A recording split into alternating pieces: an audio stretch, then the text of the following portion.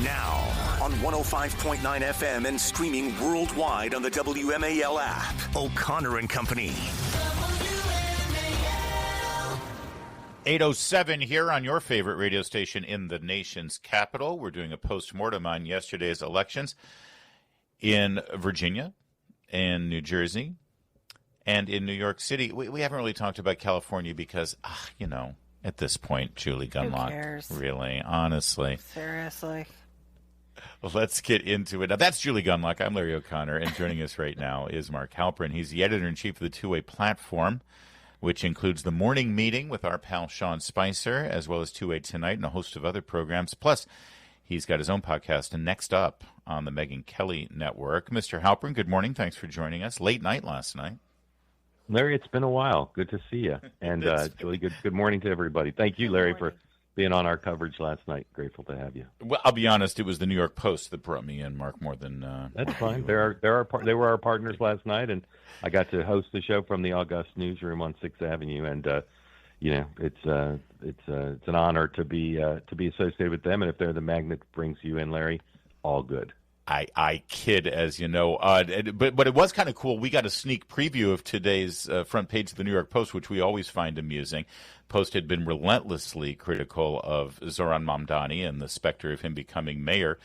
True to form, they had a Karl Marx reference. What's the mood like this morning after your town just elected a bona fide socialist? It's really torn apart. I was so surprised by how ungracious Mamdani was in his speech.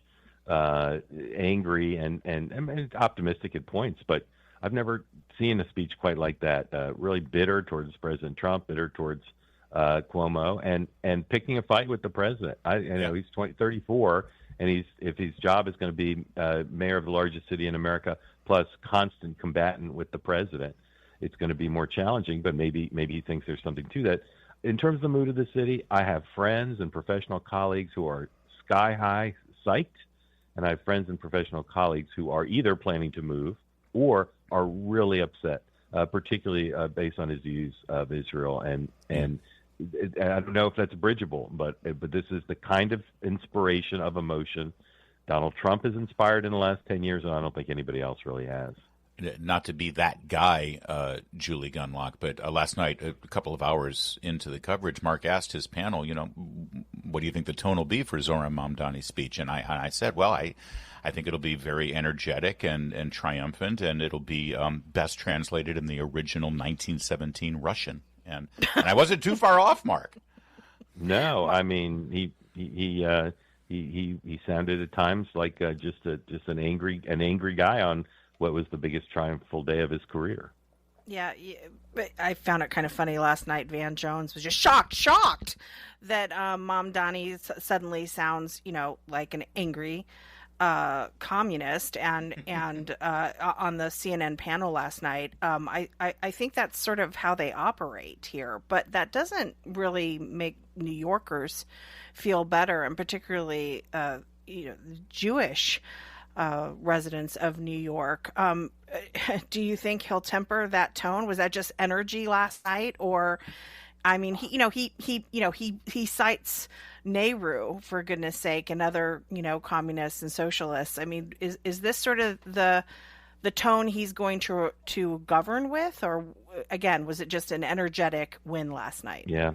It's a great question, Julie. I've learned from several sources that he plans to make his first deputy mayor pick today. It will be Nick Fuentes, coalition government.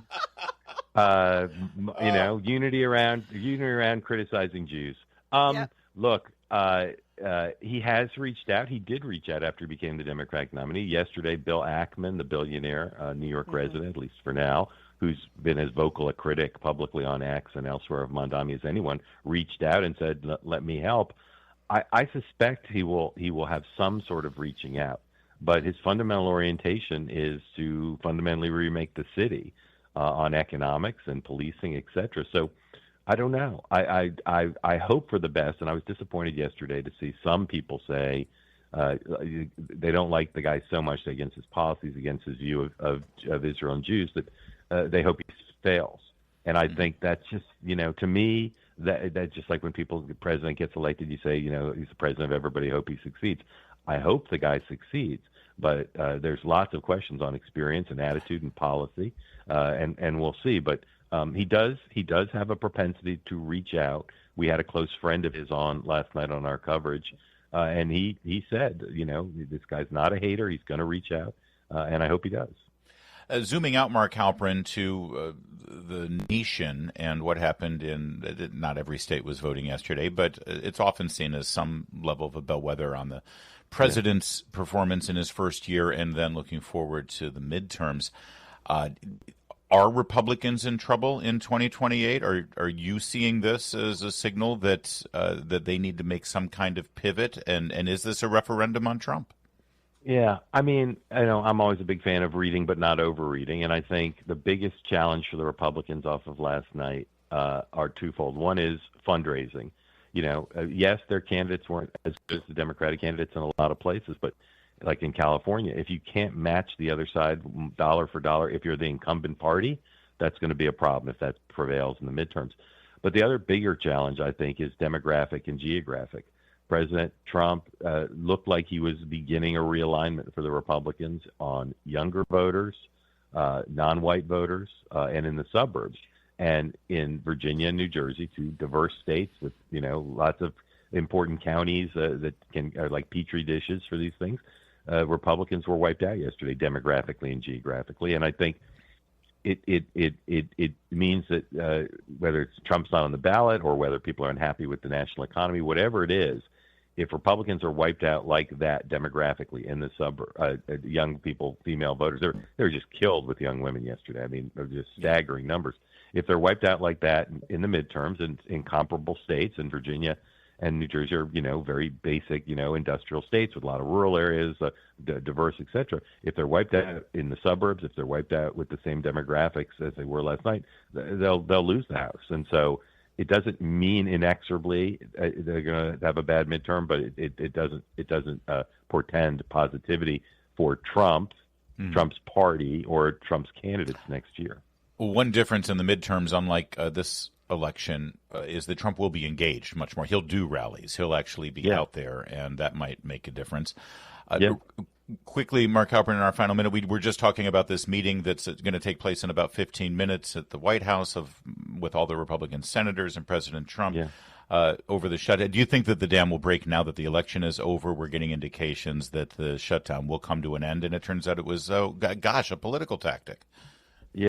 Well, look, it may come to an end, but I don't know that the Democrats are going to be in a compromising mood after last night. I think they're going to say, why should we give in? We've got momentum now. So to the extent that the solution involves, which it appeared to, Democrats basically caving in with a fig leaf the size of the Washington Monument, I'm not sure this helps. But it may be, because the air traffic issues in particular, it may be that we will get a solution. But I'll be super curious to see what the president says for sure. All right. Mark Halperin, thanks for joining us. You got to do your show prep now for morning meeting that starts at 9 o'clock on the two-way. Show prep. Yeah. I do show prep like Julie. I just flip through catalogs. How did you know? You have a camera in our studio? That's uncanny. We're the only two people in America who still get and keep catalogs. You know what? Spicer's been telling. It's Spicer. He's the mole. He's been on the show before. Thanks, Mark. Yeah. Great to talk to you both. Mark. Thank you. 8:15 WMAL. WMAL, making sense of the news. Live from the Home Paramount Pest Control Studios. Home Paramount, the leader in pest control since 1939. Let's do a quick reflection on Winsome Earl Sears, a fine person, a good woman, a proud American, a veteran of the Marine Corps, and she served the last 4 years as lieutenant governor.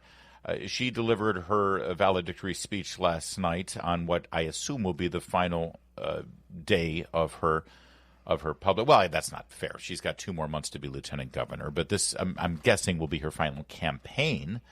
And she went out the way she came in, with class and dignity. Here's cut 20. My opponent, Abigail, ran as a moderate. If she governs as one, then she will unite us and she'll heal our divide and win our support. I hope and pray she does. But all should note, I don't consider this a loss because remember, I've always said this. I'm a Christian first and a Republican second And that's the way it always will be, because no political party has ever given their life for me.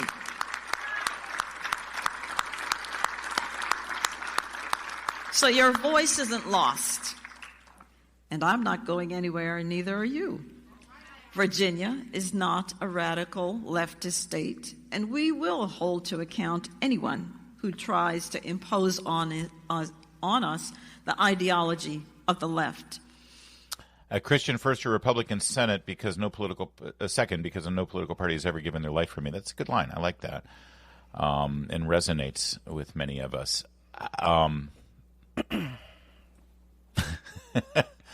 It's sad, obviously. I was just clearing my throat. I was actually just clearing my throat. That wasn't some... It is always sad to see a classy, dignified person go down Yes. in defeat, especially in the face of all the lies and all of that. I mean, the way they portrayed Winsome Sears in those television ads, the lighting and the distortion of her face to make her look evil. And by the way, can we put to rest racial politics and race identity politics once and for all, forever? This woman was thrown under the bus by the black political establishment, from Barack Obama to the NAACP to the mainstream media. Enough with the whole checking boxes thing and thinking, well, you need to have a ticket that reflects the community, and that no, because this is how you treat them. I just want to say one thing. The line about, she campaigned as a moderate, and if she governs as a moderate, then we'll be okay. No. I'm not going down that road again, okay? Because we don't need a moderate. We need a true conservative. We need someone to recognize that citizens have freedom. They have freedom to protect themselves. They have freedom to control what is in the curriculum in schools and know what is going on with their children in schools.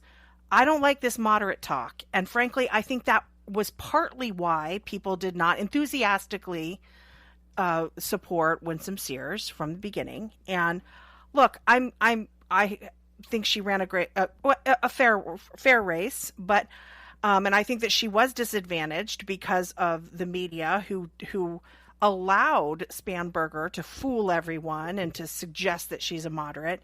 But I don't want my leaders governing that way. I want them to get out of the way and to get out of my life. And so, moving forward, I don't think that we want to elect, leaders in Virginia who sort of ascribe to that. Like, a moderate member is great. Okay. No, I really want conservatives to run. And let me just temper that. I don't disagree with you. Let me first say, full stop. You're right. Conservatives need to run as conservatives, and don't shy away from being conservative, and articulate the idea. Donald Trump came within 5 points of Kamala Harris in the last election. Winsome Sears lost by 15 points. Okay. Yeah. But I didn't hear what she was saying as we need to be moderate. I think she was saying Abigail Spanberger is a radical leftist, but she ran as a moderate. Now, if she actually governs as a moderate Democrat, then maybe, that'll be something. But I don't think she will. But I think her admonition was to Abigail Spanberger to be moderate, not to the Republicans to be moderate. That's how I read it, at least. I could be wrong. Speaking of Abigail Spanberger and what a class act she is and how wonderful she is, take a listen to this part of Winsome Sears' concession speech last night at Cut 21. I have just called Abigail, and she did not answer, and she doesn't have to answer. No, she doesn't have to answer.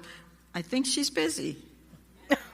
So it went to voicemail, and I left her a voicemail. Yeah, that's enough. She sent her to voicemail. She sent her to voicemail. Yeah, I know. Ugh. And then in her speech, and I'm not going to play any of it for you, but in her speech, she said, tonight Virginia chose pragmatism over partisan politics. She ran the most partisan political campaign I've seen in Virginia. She didn't even run against her opponent or her opponent's ideas. Nobody should be surprised that she sent Winsome Sears to voicemail when during that debate, she wouldn't even look at Winsome Sears. That's right. It was disgusting how Abigail Spanberger treated Winsome Sears in that debate. Nobody should be surprised that she didn't take her call last night. Sean Spicer pointed out, and he knows Virginia politics pretty well, there needs to be a list of the Republican consultants who worked on Virginia's statewide races. They need to be stopped at all costs. And I don't disagree with Mr. Spicer's assessment there. This was politically mismanaged, to be as generous as possible. 8:23. Coming up, we'll give you an update on the New York and New Jersey elections. Keep it here. It's 8:30. WMAL-FM, Woodbridge, Washington, a Cumulus media station. Making sense of the news. News Talk 105.9. WMAL. News now. Now on 105.9 FM and streaming worldwide on the WMAL app. O'Connor and Company.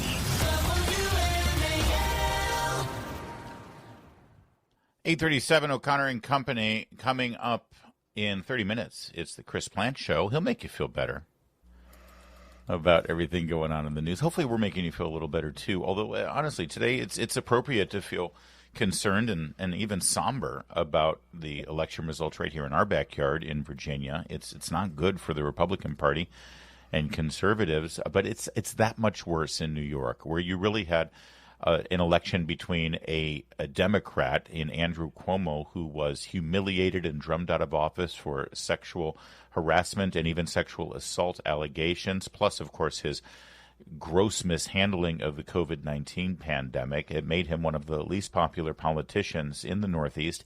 And, of course, with his ego and narcissism and hubris, he decided, that's it. Don't you know who I am? I'm a Cuomo, damn it. I'm going to run for mayor of New York. And that gave way for someone like Zohran Mamdani to sell Marxism to the young people in New York and to the newly arrived in New York. The huge majority of voters in New York are foreign nationals who have come here and, I'm assuming and hoping, gained their citizenship so they could legally vote. And they gave Zohran Mamdani the keys to the city last night. And if you thought that all that Marxism was just talk for the campaign, but now that he won election, he's going to temper and moderate his positions. No, you thought wrong. Let's start with cut 26. Where the more than 1 million Muslims know that they belong. Not just in the 5 boroughs of this city, but in the halls of power. No more will New York be a city where you can traffic in Islamophobia and win an election.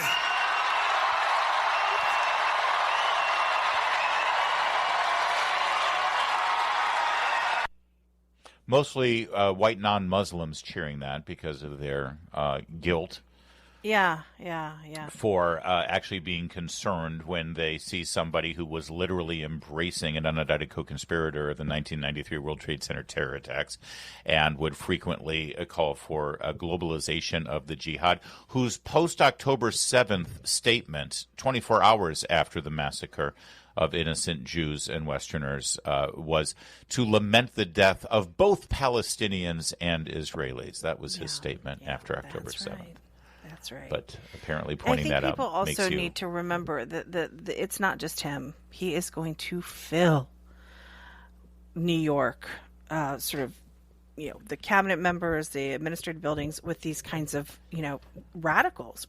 And I know people say, well, look, the mayor is limited in what he can do. But these people can be entrenched. We've seen this. They can be entrenched into the city government and sort of take over things long beyond when he leaves office. Well, in here in Cut 27, he displayed exactly what the mantra of those radicals will be when approaching their jobs in the city of New York. Cut 27. We will prove that there is no problem too large for government to solve and no concern too small for it to care about. There you go. We'll fix everything. When has that ever not worked? You're right that he'll fill his cabinet with radicals and city jobs with radicals. But you should also recognize that, listen, Zohran Mamdani, AOC, and Bernie Sanders, they are the heart and soul of this party now. This is not JFK's Democrat Party, all right? This is the Democrat Socialist Party. The three most powerful, influential, charismatic, and well-funded members of the Democrat Party are Democrat Socialists who put on their donkey Democrat costume when they have to run for office.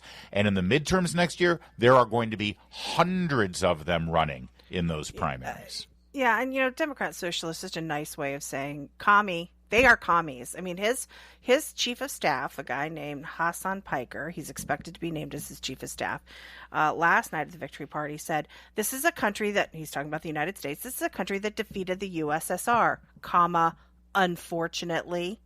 Seriously, this is who they are. When they tell you who they are, believe them. A little bit more of Mamdani last night, bragging about defeating Andrew Cuomo, cut 28. Here's that magnanimity that you were looking for. Yeah. You have dared to reach for something greater.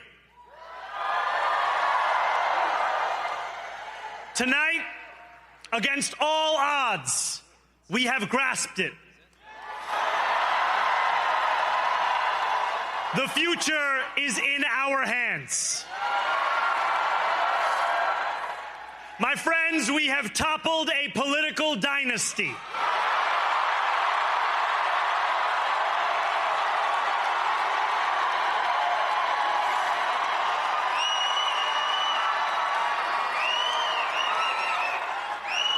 I wish Andrew Cuomo only the best in private life. But let tonight be the final time I utter his name as we turn the page on a politics that abandons the many and answers only to the few. Again, all morning long I've been trying to find the upside and sort of say the silver lining and some ray of sunshine. And okay, here it is, out in New York, a city that I used to live in and I love. Okay, I'll give it to you. Andrew Cuomo's political career is absolutely dead. And he has gone down in a second humiliating defeat in the same calendar year. He is destroyed, as is his legacy. And, well, there's some upside there, I suppose. It's 8:43. WMAL's Vince Colonnese, weekdays at noon on 105.9 WMAL, making sense of the news. A little bit more of the election fallout. Should we continue with Gotham or should we continue analyzing Virginia? Julie, what's your Pick flavor? your poison. Pick your Pick your poison. It's probably a fair way to put it. I want to continue to emphasize that Virginia is a challenge for Republicans, and it shouldn't be a surprise that it is. It really is. Yes, but Youngkin won. All right, Youngkin won because he was well-funded, much of it from himself, by the way. Wow. And he was given a gift by Terry McAuliffe in the final weeks of the campaign that Youngkin was smart enough to pivot and turn and use, not just against McAuliffe, but as a message to voters. Well, Winsome Sears is a fine woman and a good person. She was not politically gifted the way Glenn Youngkin is. And even with that, Youngkin won by 1.5 points, Julie. It's also that, we were just coming out of COVID and people were just done.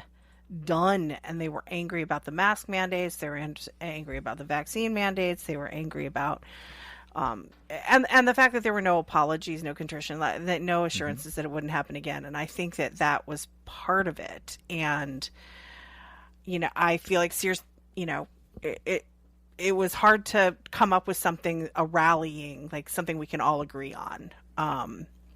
Yeah. Like that.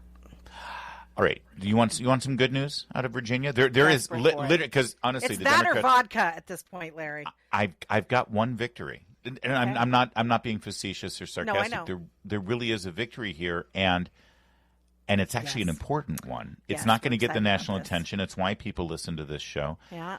Loudoun County School Board. Sterling District, by the way, which Yes. is, that's borders Fairfax, right? Basically. I mean, Yes. that's one of the more liberal areas of Loudoun County. Loudoun County School Board, Amy Riccardi ran in a very deep blue part of Loudoun County. Yes. Yeah. She not only outperformed Winsome Sears and the rest of the statewide ticket and the local House of Delegate Republican, she won. She beat Arbin Estrefi 51.54% to 47.62%. That's congratulations, Amy Riccardi. She's great. She's great. I've met her. She's wonderful. You have that's a flip of a seat on the Loudoun County School Board, a school board that has been just wallowing in the sewage of the cultural left and enjoying it and bragging about it and sneering at parents. Yeah. This is big. This is very good. That's all I got. That's a good one, though. That is a good one. Loudoun has been under Loudoun. The folks in Loudoun have really, and look at looking at how Loudoun went for Jay Jones and Spanberger. It's depressing, but this was a bright light there in Loudoun. I'll also say this. There's going to be a lot of analysis today if you watch cable news, and I don't suggest that you do, but you might. And you might hear a lot of analysis of people saying, well, this should be a message to Trump that if he wants to do good in the midterms, or if he wants, his successor or a Republican to do well in the next presidential election, he needs to reach across the aisle, moderate his positions, temper his agenda, and work with Democrats. And let me just remind you of something. In 2009, after Barack Obama won the presidency by sweeping in with majorities in the House and the Senate, the next year, Bob McDonnell pummeled his Democrat opponent, won by nearly 20 points in Virginia. Chris Christie won by about 3 points in New Jersey. It was a way bigger repudiation of Barack Obama than what you saw last night in these same cyclical elections. And what lesson did Barack Obama learn from that? But what kind of moderation did he bring to his job when working with Congress and the Senate? He ignored every Republican. He continued his shrug and said, I won, you lost, I got a phone and a pen. And he jammed Obamacare down our throats. That was his response to the 2009 elections, and I hope Trump remembers that. He should continue right down the path that he's been on, with border security, with spending, with tax cuts, with all of it. It's 8:52.